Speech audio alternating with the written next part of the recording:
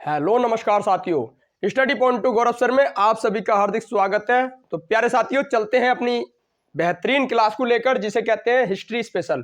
History special में आज हमारी ये 5वीं क्लास है और हम आज 5वीं क्लास में हम पढ़ेंगे किसके बारे में, जो मैंने आपको पहले बता दिया था ऋग्वैदिक काल के बारे में। आज हम पढ़ेंगे उत्तर वैदिक काल और देखेंगे वेदों को, जो हमारे 3 अन्य वेद रह चुके हैं, यानी ऋग्वैदिक काल के अंदर मैंने आपको करा दिया है।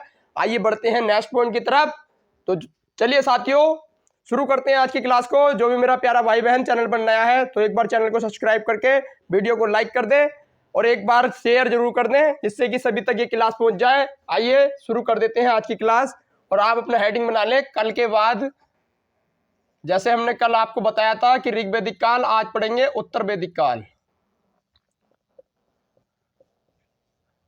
उत्तर वैदिक काल जो हमने आपको समय काल भी इसका बताया था, तो जो हमारा रहता है 1000 BC यानी 1000 ईसा पूर्व से 600 ईसा पूर्व तक। इसी काल में हमारे पास 3 वेद बन के तैयार हुए, जो हमारे जिसे कहते हैं सामवेद, यजुर्वेद और हमारा अथर्ववेद। अथर्ववेद जो हमारा नवीनतम वेद माना जाता है। आइए इन्हीं हम पढ़ेंगे आज की क्लास में। तो शुरू हो चुकी है हमारी क्लास। तो चलिए शेयर जरूर कर दें एक बार, जिससे सभी तक ये जानकारी पहुंच जाए, और जो नया है वो चैनल को सब्सक्राइब कर ले, जिससे कि आपको अगली वीडियो की जानकारी मिलती रहेगी। तो हम देखते हैं, पहला आता है, पहले वेद की तरफ हम बढ़ते हैं, जो है हमारा यजुर्वेद। हम ऋग्वैदिक काल के बारे में जानकारी ले चुके थे।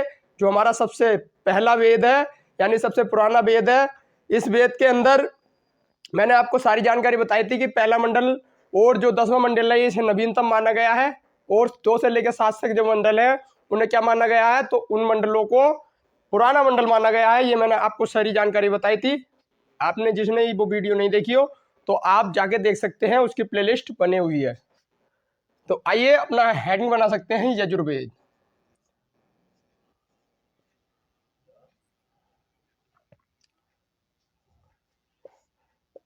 यजुर्वेद, यजुर्वेद हमारा क्यों इंपोर्टेंट है, क्यों हम पढ़ते हैं, तो आइए इसे ही देखते हैं हम।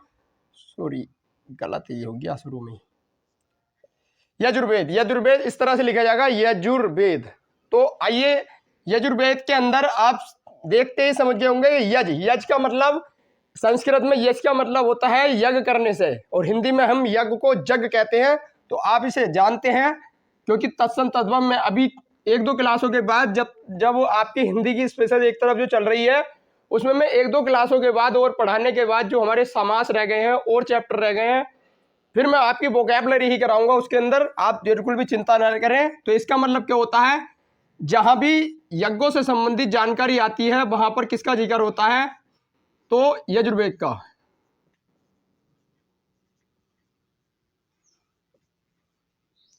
यज्ञों से संबंधित है, और यज्ञों से संबंधित है तो इसकी जानकारी आपको बेखूबी पता होगी। आइए देख लेते हैं। इस वेद के अंदर धार्मिक अन्य क्रियाकलापों, यानी जो भी हमारे धार्मिक अन्य क्रियाकलाप है जो हमारे यज्ञ में संबंधित होते हैं, उन्हीं से संबंधित जानकारी आती है। और ये एकमात्र वेद है जो हमारा 2 कालों में लिखा गया है, यानी 2 काल, आप ऐसे मान सके कि 2 पार्टों में लिखा गया है। एक है गद काव्य और एक है पद काव्य, यानी जो गद और पद में लिखा गया है, ऐसा एकमात्र वेद है। तो आप इस जानकारी को भी लिख सकते हैं कि एकमात्र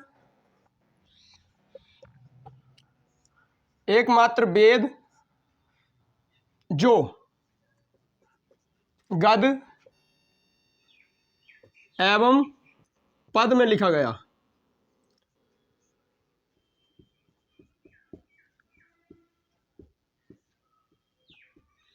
हमारा जो ऋग्वेद था ये हमारा पद में लिखा गया है, लेकिन आगे चलकर जो वेद बना जिसे कहते हैं यजुर्वेद, तो इसमें जानकारी देने लगे सारी हिंदी में भी और संस्कृत में भी। यानी हिंदी की जो भाषा होती है, जो आसान भाषा होती है थोड़ी, उसे हम पद में रख देते हैं, गद में रख देते हैं, और जो थोड़ी हार्ड भाषा हो जाती है हिंदी की, उसे हम पद में रखते हैं। इसी तरह से करते हैं कि पद काव्य और गद काव्य।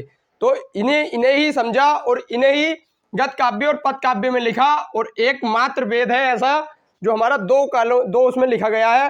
तो आइए इन्हें देख लेते हैं। और ये हमारा कौन कौन सा यजुर्वेद है, तो आप इन्हें देख सकते हैं। गद काव्य के लिए जो हमारी रचना की गई है वो किसकी की गई है, कृष्ण काव्य की। कृष्ण काव्य की जो रचना की गई है यानी कृष्ण यजुर्वेद और कृष्ण यजुर्वेद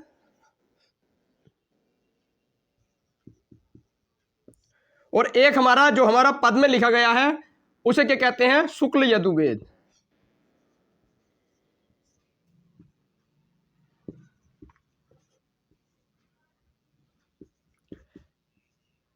एकमात्र वेद जो गद्य और पद में लिखा गया है, और एकमात्र वेद जो हमारा दो प्रकार का होता है, वो कौन सा, शुक्ल यजुर्वेद और कृष्ण यजुर्वेद। ये दो प्रकार का होता है, आप इसे जानते हैं। कितने प्रकार का होता है, दो प्रकार का। मैंने आपको ऊपर लिखवा भी दिया है कि एकमात्र वेद है जो हमारा गद्य और पद में लिखा गया है। गद्य में हमारा कृष्ण यजुर्वेद और पद में हमारा शुक्ल यजुर्वेद लिखा गया है। आइए बढ़ते हैं। और इसके बाद हमारे पास जो जानकारी आई, क्योंकि हम आप बेखूबी जानते हैं कि जो हमारी भाषा थी किसकी, जो हमारे वेद थे, इनकी भाषा सरल नहीं थी। इनकी भाषा को सरल बनाने के लिए हमें क्या बनाए गए, तो हमारे पास ब्राह्मण ग्रंथ बनाए गए। तो आइए, इसके भी हमारे दो महत्वपूर्ण ब्राह्मण ग्रंथ हैं, जो हमारे कौन कौन से हैं। एक तो है तैत्तिरीय और एक है हमारा शतपथ विवरण। तो आइए इन्हें देखते हैं, इसके ब्राह्मण ग्रंथ।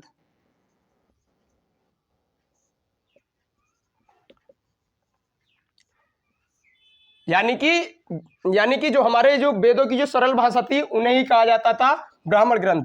ब्राह्मण ग्रंथ हमारे दो हैं इसके, और वो दो कौन कौन से हैं, तो एक तो है तैत्तिरीय और दूसरा हमारा इसके बाद आता है जिसे कहते हैं शतपथ। शतपथ और तैत्तिरीय ब्राह्मण ग्रंथ, ये हमारे दो ब्राह्मण ग्रंथ होते हैं। इसके बाद आपसे पूछा जाएगा, जैसे कि मैंने आपको बताया कि जो हमारा ऋग्वेद था इसे पढ़ने वाले को होत्र कहते हैं, ऐसी जो हमारा यजुर्वेद है इसे पढ़ने वाले को क्या कहा जाता है, अध्वर्यु। अध्वर्यु को कहा जाता है। तो इसे पढ़ने वाले को क्या कहते हैं, पढ़ने वाला क्या कहा जाता है, अध्वर्यु। तो आप इसका ध्यान देखेंगे, इसे पढ़ने वाले को अध्वर्यु कहते हैं, और जो हमारा ऋग्वेद होता है उसे होत्र कहते हैं। आपको मैंने पहले ही बता चुका हूं। आइए, इसके बाद आता है हमारा नेक्स्ट पॉइंट। नेक्स्ट आता है नेक्स्ट वेद के साथ, इसमें इतनी इंपॉर्टेंट जानकारी और नहीं थी। इसके बाद आता है हमारा नेक्स्ट वेद जिसे कहते हैं हम सामवेद। तो आइए बढ़ते हैं सामवेद की तरफ। तो जिसने नोट नहीं करा वो एक बार नोट कर ले, या हाँ, इसका एक और पॉइंट लिख लें कि इसका उपवेद कौन सा है। तो इसका उपवेद कौन सा होता है, तो आपको बेखूबी पता होगी। तो इसका उपवेद होता है जिसे कहते हैं धनुर्वेद, और धनुर्वेद की रचना ही किसने की थी, विश्वामित्र ने। तो आइए देख लेते हैं धनुर्वेद। धनुर्वेद और धनुर्वेद की रचना किसने की थी, धनुर्वेद की रचना की थी विश्वामित्र ने। विश्वामित्र ने ही इसकी रचना की थी। तो आप इसका ध्यान रखेंगे। आइए बढ़ते हैं नेक्स्ट पॉइंट की तरफ, जो आता है हमारा सामवेद। साम का अर्थ क्या होता है, गान, और गान गाने से ही संबंधित है हमारा, जिसे कहते हैं हम सामवेद। तो आइए देख लेते हैं सामवेद को भी। आपने पॉइंट नोट कर ले होंगे, उम्मीद करते हैं, क्योंकि नोट करने से ही आपको बाद में एग्जाम टाइम कोई प्रॉब्लम नहीं होने वाली। वैसे आप एक बार ध्यान से समझ लें तो आपको जानकारी समझ में भी आएगी। आता है हमारा सामवेद। सामवेद, सामवेद का यानी सामवेद, सामवेद, साम का मतलब होता है, इसका अर्थ आप लिख सकते हैं कि इसका अर्थ होता है गान। साम का अर्थ होता है गान।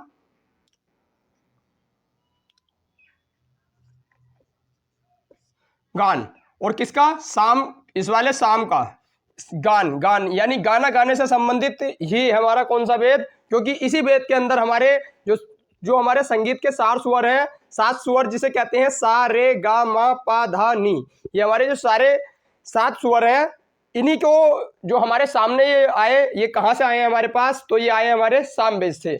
तो आप लिख सकते हैं संगीत के 7 स्वर। संगीत के 7 स्वरों की जानकारी।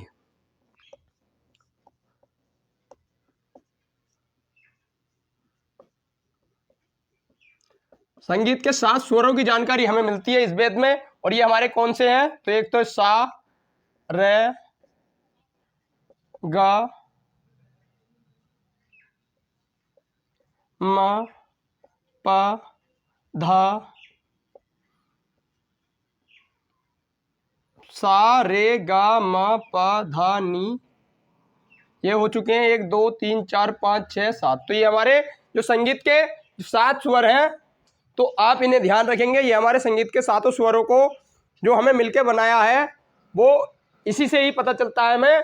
सारे गामा पा धा नी सा, जो हमारा दोबारा से आ जाएगा, आप ये देखते होंगे बहुत सी जगह ये यूज होता है। तो इसे मैं मिटा देता हूं, इसका उपभेद जो है वो दूसरा है। आइए इसके बाद हमारे पास अगली बात आती है इसी के अंदर कि ये और कैसे संबंधित है। तो इसमें सूर्य देव से संबंधित मंत्र आते हैं। आपसे पूछा जाएगा कि कौन सा वेद है जिसमें सूर्य देव से संबंधित मंत्र आते हैं, तो वो कौन सा है? सामवेद। आप कभी भी उसका आंसर क्या नहीं लगाएंगे? तो कभी भी उसका आंसर ऋग्वेद नहीं लगाएंगे, क्योंकि ऋग्वेद का जो तीसरा मंडल है उसके अंदर सावित्री को समर्पित सूर्य देव से संबंधित स्तुति आती है। मैंने आपको कल लिखवाया था। अगर आपसे मंत्रों के बारे में पूछा जाएगा तो आप इसे लगाएंगे, और मंडल करके दिया जाएगा तो आप ऋग्वेद को लगाना गलत नहीं करना है। एक भी पॉइंट इसका ध्यान रखना है। आता है इसके बाद नेक्स्ट पॉइंट की इसमें सूर्य देव से संबंधित मंत्र हैं।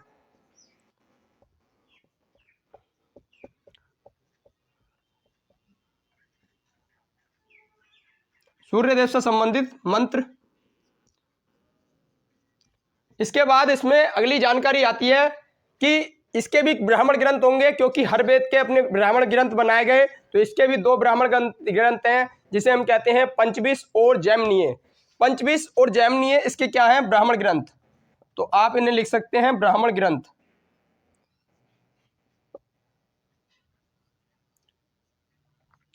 पंचविश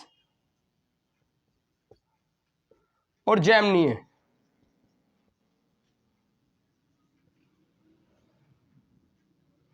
ये हमारे 2 ब्राह्मण ग्रंथ इसके भी हो जाते हैं। और आपसे पूछे जाए इसका उपवेद कौन सा होगा, तो इसका उपवेद हमारा जिसे कहते हैं हम गंधर्व वेद। और गंधर्व वेद की रचना किसने की थी? नारद ने। इन्होंने ही गंधर्व वेद के बारे में बताया। तो आइए इसके उपवेद को लिख लेते हैं। उपवेद इसका कौन सा हो जाएगा? उपवेद हो जाता है इसका गंधर्व वेद।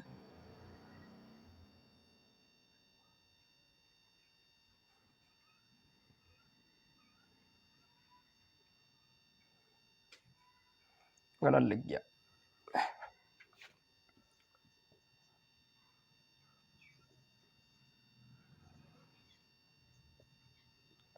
फिर गलत हो गया क्या? आइए ये है गंधर्व वेद।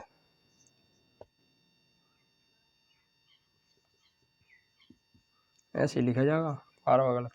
तो गंधर्व वेद की रचना किसने की थी? तो गंधर्व वेद की रचना की थी किसने? नारद ने। तो आप इसे भी लिख सकते हैं नारद। तो आइए ये था हमारा सामवेद। अब हम देख लेते हैं एक और जानकारी को, जिसे हम कहते हैं एक और वेद हमारा रह चुका है, जो है हमारा जिसे कहते हैं अथर्ववेद। अथर्ववेद की रचना किसने की थी? तो अथर्ववेद की रचना की थी नारद ने। और हाँ, एक पॉइंट इसमें छूट चुका है। एक पॉइंट और है कि जो हमारा ऋग्वेद है उसे पढ़ने वाले को होत्र, और जो हमारा यजुर्वेद है उसे पढ़ने वाले को अधर्यु। और अगर जो हमारा सामवेद से पूछा जाता है तो सामवेद को पढ़ने वाले को हम क्या कहते हैं? उद्गाता। तो इसे पढ़ने वाले को क्या कहते हैं? पढ़ने वाला कहा जाता है उद्गाता। तो आप इसका पॉइंट का भी ध्यान रखेंगे, क्योंकि ये एग्जाम के अंदर पूछा गया पॉइंट है, तो आपको ये याद रखना है। तो आप इसका ध्यान रखेंगे।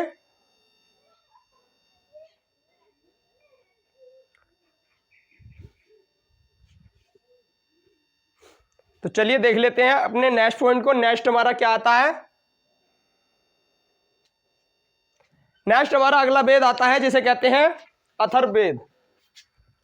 अथर्ववेद की रचना अथर्व ऋषि के द्वारा हुई, और इन्होंने ही बताया कि सबसे पहले जो हमारे पास जादू टोने से संबंधित जानकारी मिली कि ऐसा भी कुछ होता है, तो उसके बारे में जानकारी हमें कहां से मिली है? अथर्ववेद से। तो आइए लिख लेते हैं अथर्ववेद।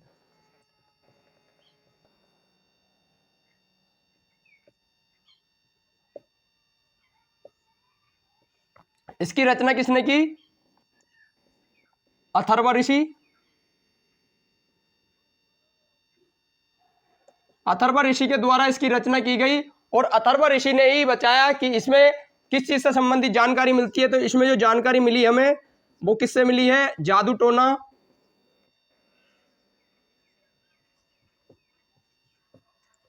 जादू टोना, और सबसे इंपॉर्टेंट जो पॉइंट पूछा जाता है, विज्ञान से संबंधित जानकारी हमें कहाँ से मिली है? तो विज्ञान जो हमारे सामने आज बहुत ज़्यादा प्रचलित है, तो आप इसका ध्यान रखेंगे। तो इससे संबंधित जानकारी भी हमें कहाँ से मिली है? अथर्ववेद से ही आप इसका ध्यान रखेंगे। तो और भी इसमें बहुत सारी चीजें हैं, जादू टोना, राष्ट्रभक्ति, और इसे भी लिख सकते हैं। एक और पॉइंट आता है राष्ट्रभक्ति, जो इम्पोर्टेंट है, क्योंकि एग्जाम के अंदर जो पॉइंट पूछे जाते हैं वही मैं लिखवा रहा हूँ। ये तो पॉइंट पूछा जाता है, ये तो सबको पता होगी, लेकिन ये पॉइंट बहुत पूछा जाता है। और ये पॉइंट तो तो आप ध्यान रखेंगे इसका। राष्ट्रपति लिख दिया मैंने, राष्ट्रभक्ति मैंने अभी बोला था, राष्ट्रभक्ति यानी अपने राष्ट्र के बारे में जो जानकारी मिलती है वो कहाँ से मिलती है? हमें अथर्ववेद से ही मिलती है। और इसे पढ़ने वाले को हम क्या कहते हैं? तो इसे पढ़ने वाला जो होता है, इसे पढ़ने वाले को हम ब्रह्मा की श्रेणी में रखते हैं। तो इसे पढ़ने वाला जो होता है उसे ब्रह्मा कहा जाता है। और इसका भी हमारा ब्राह्मण ग्रंथ है, तो इसे क्या कहा जाता है? ब्रह्मा। और इसे पढ़ने वाले को ब्रह्मा कहते हैं। और इसका जो वो है ब्राह्मण ग्रंथ, तो इसका ब्राह्मण ग्रंथ हमारा कौन सा हो जाएगा? तो ब्राह्मण ग्रंथ हमारा हो जाएगा जिसे कहते हैं गोपद ब्राह्मण। इसका एक ही ब्राह्मण ग्रंथ है जिसे कहते हैं गोपद ब्राह्मण। तो आपको इसके बारे में भी ध्यान रखना है। और इसके अंदर एक और पॉइंट पूछी जाता है कि सभा और समिति को प्रजापति की 2 पुत्रियां किसमें बताया है? अथर्ववेद में। तो आप इसका ध्यान रखेंगे, सभा और समिति को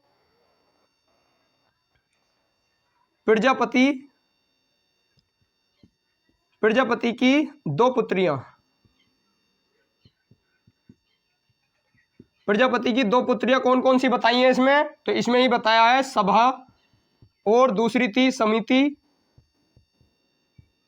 सभा और समिति को ही प्रजापति की 2 पुत्रियां बताया गया है इसी वेद के अंदर। तो आप इसका ध्यान रखेंगे। और आपसे एक और पॉइंट पूछा जाता है कि ये कैसा वेद है? तो आपको मैंने अभी बताया कि ये कैसा वेद है। ये एक नवीनतम वेद है। नवीनतम वेद माना जाता है कौन सा? अथर्ववेद।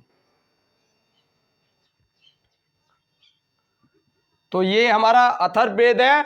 अगर और भी कोई जानकारी हो तो आप पूछ सकते हैं। वैसे इसमें जो भी जानकारी बन सकती थी वो मैंने आपको सारी जानकारी बता दी है। इसके बाद बढ़ते हैं अपने नेक्स्ट पॉइंट की तरफ। नेक्स्ट आता है हमारे पास कुछ और इंपॉर्टेंट जानकारी जहां से हमारे एग्जाम के अंदर क्वेश्चन पूछे जाते हैं। तो चलिए उसी जानकारी को हम एक बार दोबारा से लिख लेते हैं, क्योंकि अभी हमारे पास थोड़ा टाइम भी है तो हम लिख सकते हैं। क्योंकि आज हमारी जो क्लास रहती है वो लगभग आधा घंटे की क्लास रहती है, और आधा घंटे में मैं आपको बहुत सारी जानकारी बताने की कोशिश करता हूं जो एग्जाम पॉइंट ऑफ व्यू से महत्वपूर्ण है। और आपको फ्री क्लास में ऐसा कंटेंट बहुत ही कम देखने को मिलता है जैसा मैं आपको बता रहा हूं। तो आप पेड क्लास की तरह इस क्लास को रोज डेली लेते रहें और हर रोज मिलें मुझसे 2 बजे। और जैसे कि मैंने और भी क्लासेस शुरू की हैं तो आप 10 बजे और 12 बजे भी जुड़ सकते हैं। तो और आपका एक तो फर्ज बनता है कि आपको जब इतना बेहतर कंटेंट दिया जा रहा है तो आप इसे शेयर और सब्सक्राइब करते रहें, शेयर और वीडियो को लाइक करते रहें। आइए बढ़ते हैं। इसके बाद आपसे पूछा जाएगा कि जो हमारा वैदिक काल है, जो हमारा उत्तर वैदिक काल है, इसके अंदर हमारे पास कुछ रचनाएं हुई, और कुछ रचनाएं हमारी किस प्रकार हुई? उपनिषद बने, उपनिषद बने। और हमारे पास क्या क्या बना? सॉरी, इसमें उपनिषद बने और क्या बना? तो और हमारे उपवेद तो मैं आपको लिखवा चुका हूं सारे वेदों के। और इसके बाद हमारे पास जो है हमारे वेदांग हमारे एग्जाम में बहुत ज्यादा पूछे जाते हैं। तो पहले आप उपनिषदों को देख लें। उपनिषदों की संख्या हमारी 108 है, जिसमें से हमारे 12 प्रमाणित हैं, और 12 को हम पूरे को पढ़ेंगे नहीं, हम पढ़ेंगे सिर्फ 2 या 3 जो महत्वपूर्ण होते हैं। तो आइए इन्हें हम देख लेते हैं। जैसे हमारा आता है एक मुंडको उपनिषद। मुंडको उपनिषद, इसमें हमारी किससे संबंधित जानकारी मिलती है? तो मुंडको उपनिषद में हमें जो जानकारी मिलती है वो मिलती है सत्यमेव जयते की। आपने देखा होगा रुपए के जो नीचे होता है, यानी रुपए में जो चिन्ह होता है हमारा अशोक का, उसके नीचे जो लिखा हुआ होता है सत्यमेव जयते, ये हमें कहाँ से मिला है? तो ये मिला है हमें मुंडको उपनिषद से। ये मिला है मैं मुंडको उपनिषद से, सत्यमेव जयते, सत्यमेव जयते। तो आपने देखा होगा। इसके बाद हमारे पास अगली जानकारी आती है इसी के अंदर, जो आता है हमारे पास काठोपनिषद। काठोपनिषद में हमें यमराज और नचिकेता संवाद के बारे में जानकारी मिलती है। तो आता है हमारे पास काठोपनिषद।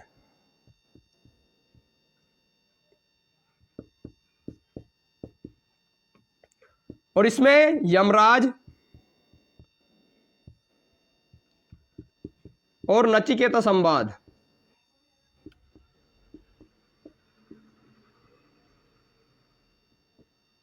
नचिकेता संवाद के बारे में जो जानकारी मिलती है हमें यहीं से मिलती है। तो आप इन पॉइंट को भी ध्यान रखेंगे, ये हमारे इंपॉर्टेंट पॉइंट हैं जो हमारे एग्जाम के अंदर काफी जगह पर ये पॉइंट पूछे गए हैं और आपसे ये जानकारी पूछी जा सकती है। इसके बाद आता है हमारे वेदांग। वेदांग भी हमारे क्वेश्चन पूछे जाते हैं, यानी वेदों के ही कुछ अंक हैं, वेदों को किस तरह से पढ़ते थे, तो वेदांग को हम पढ़ सकते हैं। और वेदांग हमारे पास कितने हैं? 6। वेदांग कितने हैं? 6 संख्या भी पूछी जाती है और आपको ऑप्शन देके भी पूछा जाता है। तो आते हैं हमारे जिसे कहते हैं शिक्षा, कल्प और व्याकरण। शिक्षा, कल्प और व्याकरण 3 हमारे ये होते हैं और 3 होते हैं निरुक्त छंद, निरुक्त छंद और ज्योतिष। तो आप इन्हें लिख सकते हैं सॉरी, शिक्षा और, चलिए लिख लेते हैं शिक्षा, कल्प, व्याकरण और 3 हमारे ये होते हैं और 3 होते हैं शिक्षा, कल्प, व्याकरण और हमारे 3 होते हैं जिसे कहते हैं निरुक्त छंद, निरुक्त छंद, ज्योतिष।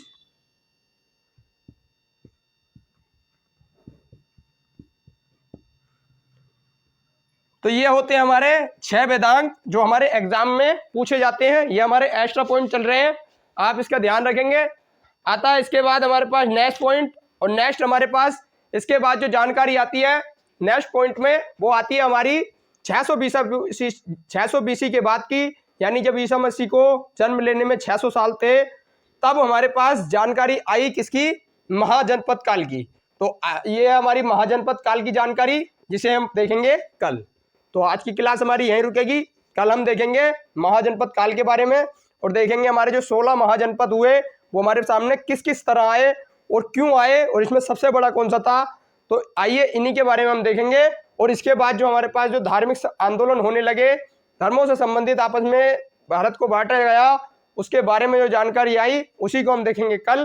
तो चलिए, अगर कोई डाउट, कोई क्वेश्चन हो तो आप नीचे कमेंट में कमेंट कर देना। मिलते हैं नेक्स्ट वीडियो में, जब तक के लिए जय हिंद, जय भारत और देखते रहें स्टडी पॉइंट टू गौरव सर।